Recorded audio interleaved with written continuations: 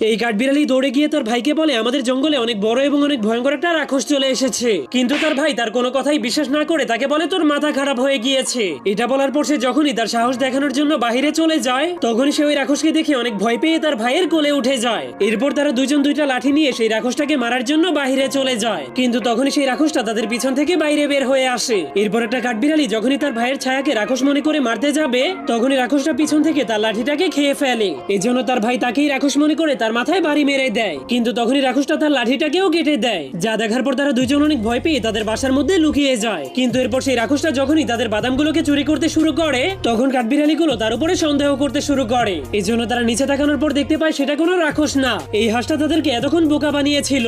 साले को बम से उड़ा दूंगा। যার কারণে তারা দুজন মিলে তাকে উচিত শিক্ষা দেওয়ার জন্য বাদামের জায়গাতে একটা পাথর লাগিয়ে দেয়। এই জন্য পাথরটা হাঁসটার মাথায় পড়লে হাঁসটা মাটির নিচে গেড়ে যায়। এই জন্য কাঠবিড়ালিগুলো জলদি করে নিচে নেমে হাঁসটাকে বাঁচানোর জন্য মাটির নিচ থেকে বের করার